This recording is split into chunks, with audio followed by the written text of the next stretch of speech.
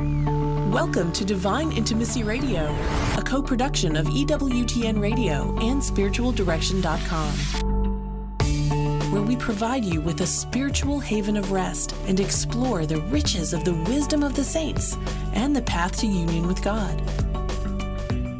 This is Dan and Stephanie Burke. Welcome to Divine Intimacy Radio, your radio haven of rest, your hermitage of the heart, your monastery of the mind, where we lift our hearts and minds to heaven to draw upon the wisdom of the saints to help us navigate the insanity of this present life, the tumults, which is all good. You know, it's a great time.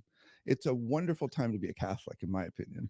It is like, you know, because I'm a dim bulb, and dim bulbs in dark rooms work, and the room is really dark, and so I'm very happy to be.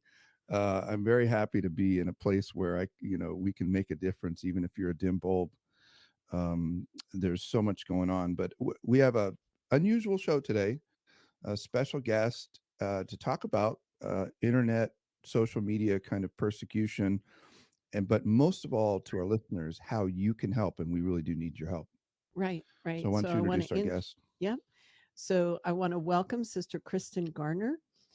She is originally from Ohio, USA, and is currently living in Alcalá de Henares, España, Spain. She is a member of the community of the Servant Sisters of the Home of the Mother and is the postulator of the cause of the beatification of Sister Clare Crockett. Welcome so much, Sister. I'm so delighted that you're here.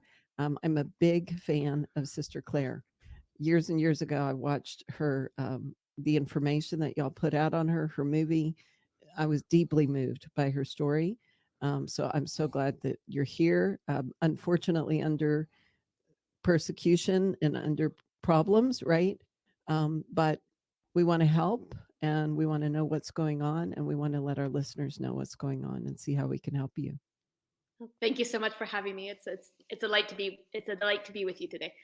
Now, before we jump in, just for folks who don't know her, maybe like just a brief treatment of her life, and then let's talk about the more practical stuff, that the weird stuff's happened with YouTube, that sort of thing. So Sister Clare Crockett was a member of our community who passed away in 2016 in an earthquake in Ecuador. When she was young, she wanted to be an actress, lived the life of a normal young person, had an encounter with Christ on Good Friday. She kissed the cross, and that totally changed her life. And so she decided to give her life to God, leave behind her dreams, and God brought her dreams to fulfillment in a different way. But and then she passed away 7 years ago now. And since her death, her story's been out there touching people all over the world nonstop. And so that's why we made the documentary about her life, which we published in 2018, so 5 years ago. It had been up on YouTube for about 5 years, and it had 2 million views in English. In Spanish, it's still up, thankfully, with 4 million views. So yeah. Wow. So the crazy part about it is, now so basically the documentary, and I got to watch a little bit of it because you were able to repost it somewhere else in your community page. Is that right?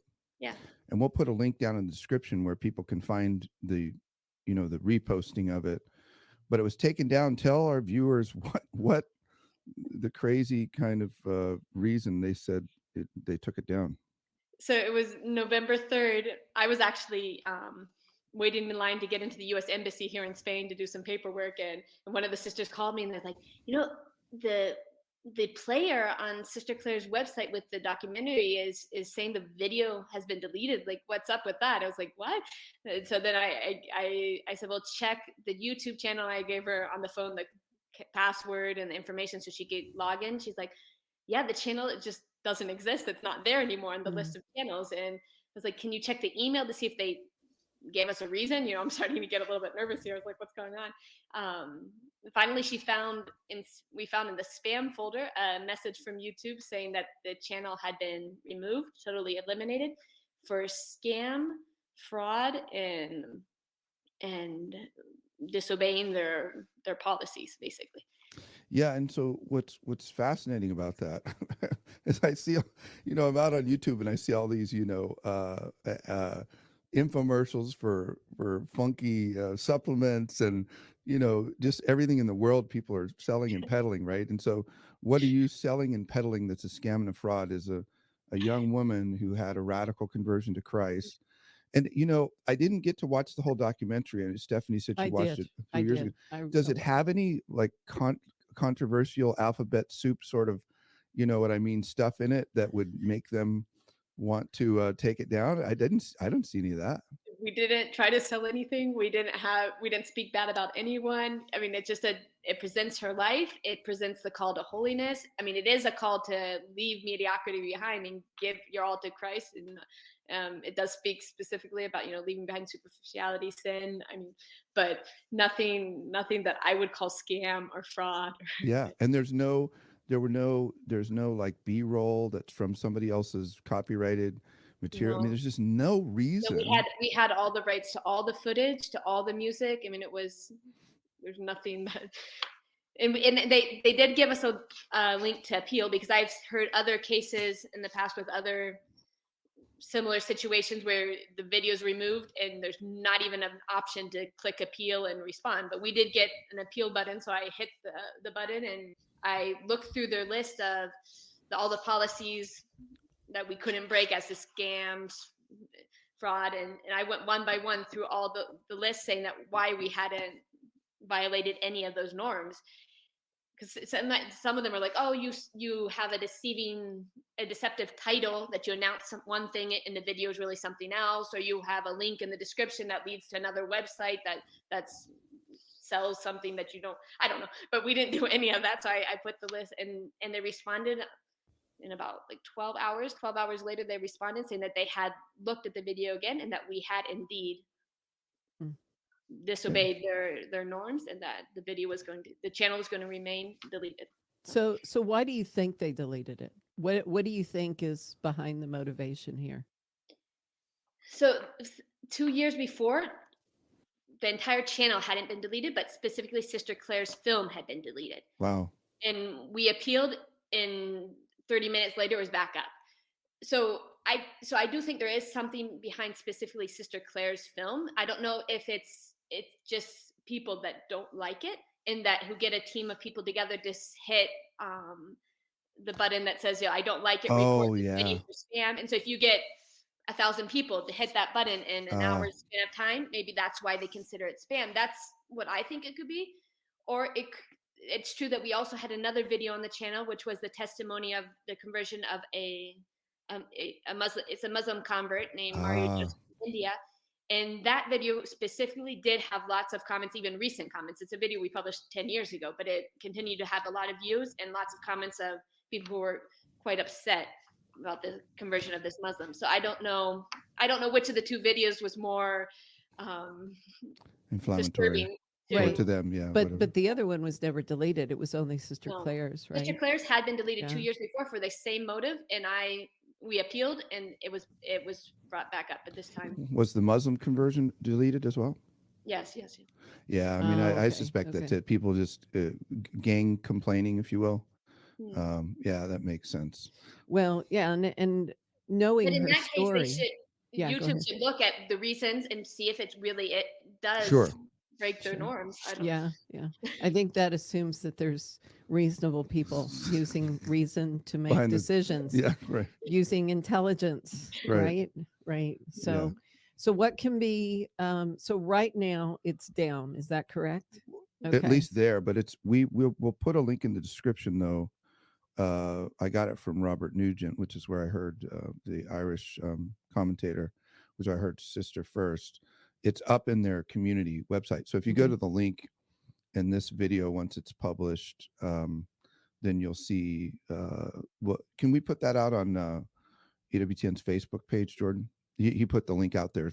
So Great. if you're watching live streaming through EWTN's Facebook page, you can see the link in the comments to get to the documentary video now. Okay. Is there any way to recover the channel? Because I let all these people that know something about technology and the social media world make those decisions, but I don't I don't know how it works. Is this kind of just like, well, we just need to redirect people over here? Or is there anything that we can do to help get the channel up for you or what? We contacted several Catholic media people that we knew the same thing had happened to them. One was the EWTN in Poland a few years ago. The same thing happened to them, and they basically told us you just need to get the word out, because once about 100 news articles were published, the channel was returned. So we're hoping Yeah. that the more we get the news out, the sooner they'll get it back to us. But Yeah. Well- So as soon as I heard about it, I sent it to our EWTN friends and EWTN News, and Sister said she saw a piece from CNA, Catholic Okay. News Agency, Yeah, great. go up. So that's really That's one that's way. the way that's Yeah. the way we can help.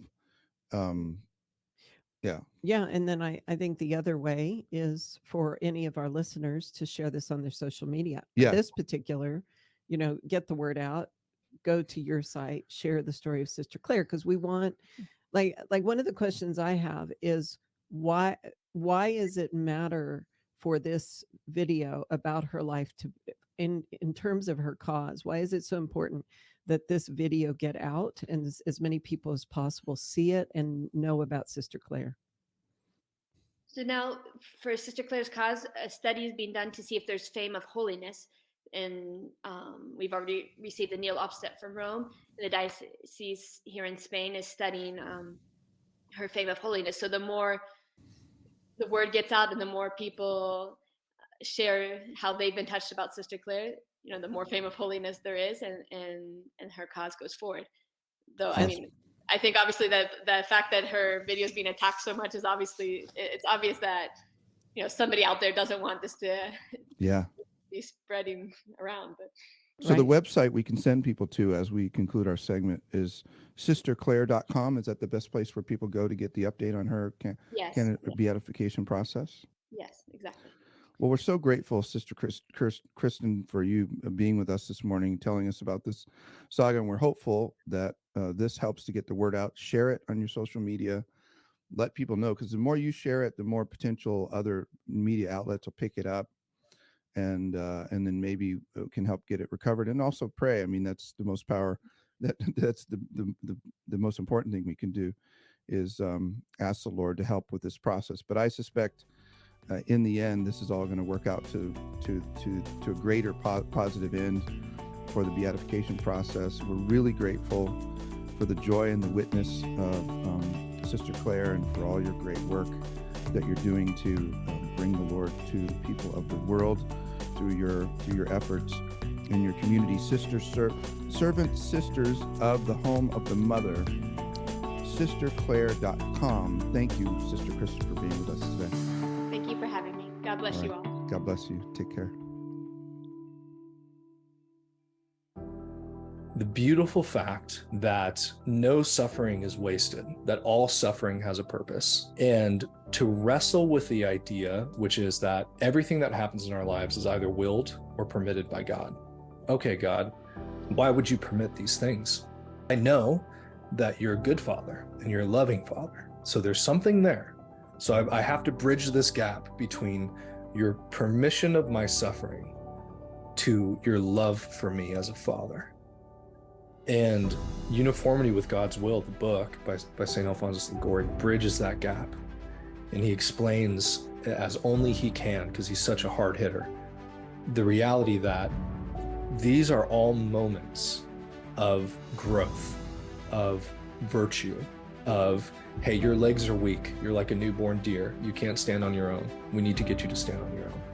Those sorts of things. Even desolation, the day-to-day kind of the ebbs and flows of the spiritual life. Those things are all permitted for a greater good, whatever that might be. Check out the brand new updated version of Uniformity with God's Will, titled Finding Peace in the Storm, with commentary by Dan Burke. Welcome back to Divine Intimacy Radio's Dan Stephen Burke. Segment 2, we talked, of course, in the first segment with Sister Kristen Gardner, who's the postulator of the cause of Sister Claire Crockett, and how her documentary about her life and her conversion, and then her beatification process was taken down by YouTube for spurious reasons, and said it was fraud and they were selling stuff, whatever, and they were doing none of the Yeah. none of the things they were accused of. Yeah. And we just need to push back on this stuff.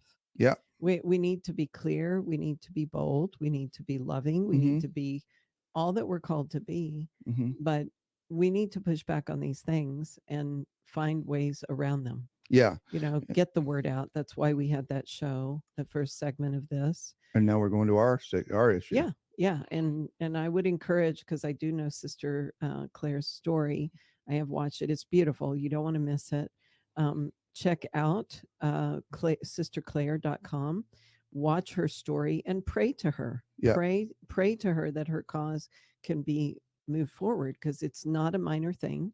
That her English views were 5 million, Spanish views were 4 million. Yeah. That's amazing. It's huge. She's obviously got, the holiness of the persona.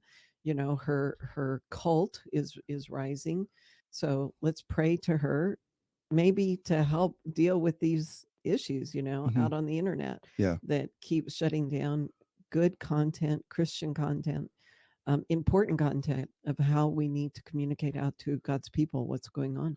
Yeah, and ours isn't quite as dramatic in terms of 5 million views, but just asking our producer, you gave me a number a minute ago, Jordan, about the high number of views on one video.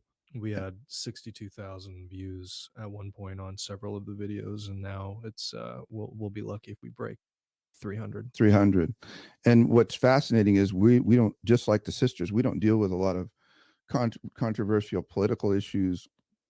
What we deal with is Catholic mystical tradition. So, my instinct is it's just, the work of the enemy, but we do need your help. So our main YouTube page is spiritualdirection.com YouTube page, and that's got all of these shows on it. And we've been posting there for years, thousands of hours of great content. What we've decided to do to try to reboot the effort and figure out ways around this challenge, and wanted to invite you to help us out, is start a new page. We're not getting rid of the old one. We're going to keep posting there, but a new one called Dan Burke, The Way of Contemplation. And it's going to be content that I'm producing, asking and answering questions on the interior life. And some of that will also include my beloved spouse and co-host as well, and other folks like Father John Bartunek, Dr. Anthony Lillis, a lot of good new content. But what I'd be grateful for you to do is help us get the word out to try to break this barrier and get to where our views and distribution are back up. And we're also looking at other, channels and means to get the word out as well. But head out and do that search at Dan Burke, The Way of Contemplation.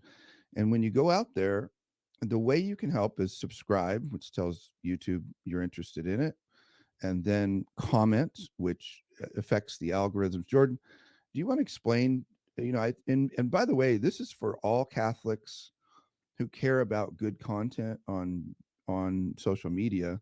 How is it that these companies determine that your content is interesting and automatically rise it up to the top in searches and that sort of thing, so that good Catholics know, here's what I can do to help, like the Sister Claire situation or our situation?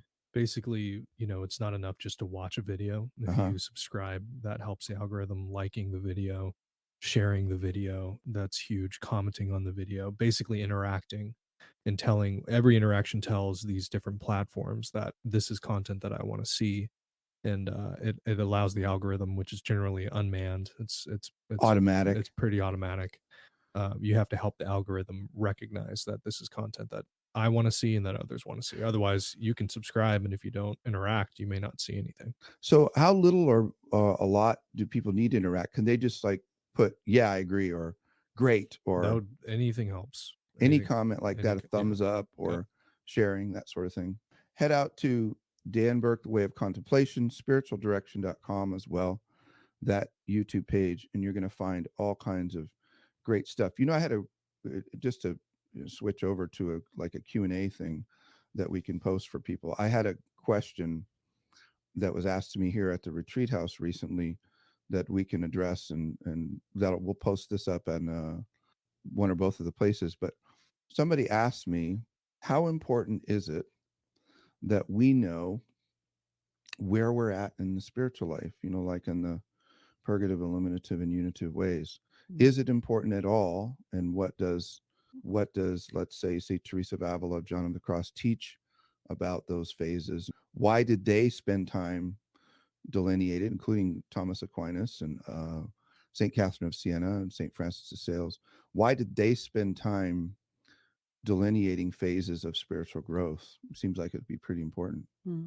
Well, I think the first thing that comes to mind is an understanding that the spiritual life is not a straight line trajectory. Mm-hmm. I was just discussing this with the directee the other day, because they were concerned where they would, kind of make a surge forward, doing really well, and then they'd fall back, and it was kind of this they felt like a tug of war of like, why did this happen to me? I thought I was doing better. I thought I was past these kind of things. And we were working through that. And so what I did is I described it as, rather than a linear line from the purgative to the unitive, it's a little bit like if you throw spaghetti on the wall, and it's a little bit of up and down and up and down and back and forth. Mm-hmm. But what you want to know is the overall trajectory. Are you continuing to move forward? If you took a ratio or a percentage of the movement, is it an upward movement towards greater union with the Lord, less sin, growth in virtue, more prayer, more self-giving, more self-denial, all of that, right? Yeah, so I would agree. I mean, the first and most important concern is, are you generally making progress, even if there's a wavy up and down? The only thing to clarify on the spaghetti thing is, so the purgative, illuminative, and unitive ways can be relatively compared to like childhood, adolescence, and adulthood, in our psychological, physiological development cycle. So you can't be a child and an adult at the same time. Right. But in the little twists and turns in those phases, which can be decades long, you'll go up and down and back and forward in your progress, just because that's our brokenness, and that's the way even God teaches us, right? So one, trajectory is the most important thing. Are you increasing in love? Are you decreasing in sin? Are you increasing in virtue? Are you increasing in patience, or whatever your root sin is? Pride, vanity, wrath, lust, avarice, whatever those are they minimizing, and are the opposite virtues emerging just in a way that is, let's say on an annual basis, which is a good way of judging, asking someone who knows you really well, am I better in this way in the last year? That tells you you're heading the right direction or not. But they also delineated between the phases, all of these spiritual doctors of the church, so that we could, in those phases, understand what's normal and abnormal. Right.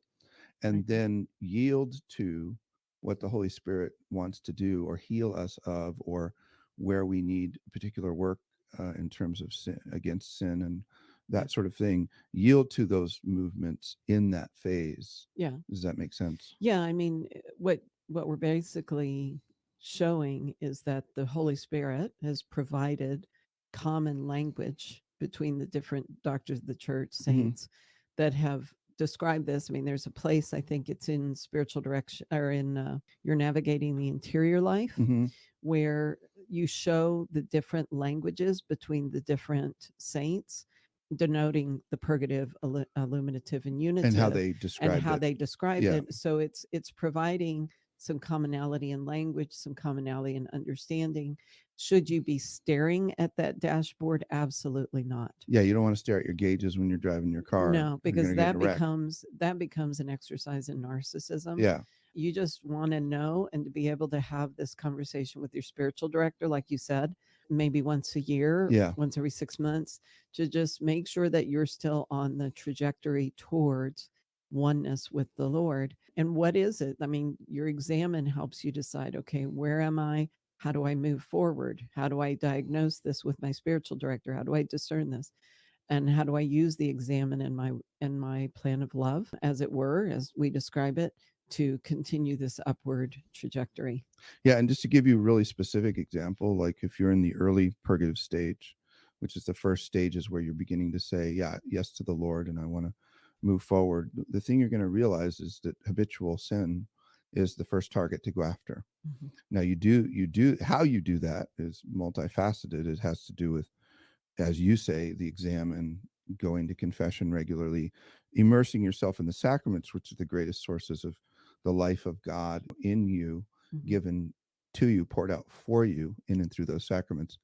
So you have the clarity to see what is my sin. Self-awareness, always growing in self-awareness. Right. So you have the clarity to see through self-awareness, and then you have the strength to pursue that sin and to go after that sin and overcome it by God's grace. But you also have to cooperate and fight like crazy. And so in the early purgative stage, that's how you yield to the Holy Spirit. Is if it's mortal sin, you got to be super aggressive, because that's so dangerous. The ultimate, end of dying in a state of mortal sin is not ending up in the good place and going to the bad place, going to hell. And none of us wants that, and that's not God's desire, which is why he gave himself up for us and gave himself through the sacraments to us. If you want to get a good treatment of that, like the first treatment I did was in Navigating the Interior Life, as you mentioned, which also has a quiz, if you will, or a self-assessment, a better way, it's not a quiz, of finding your root sin and making you more aware of which to tackle first. Right. But then also in Devil in the Castle, which is my most recent book, where I updated the purgative, illuminative, and unitive ways. And of course, you can find courses like about this. And at the Avila Institute, I teach Foundations of Prayer and Union with God, where I go into it in depth at avila-institute.org. So really, all the work that we do teaches about this in some form or fashion, including our marriage retreats. Yes, everything. Exactly. Everything we've incorporated this because into, it's such a powerful perspective. Well, it's life-changing. Yeah. Well, with that, we're all out of time. Until next time, may the God of peace make you perfect in holiness.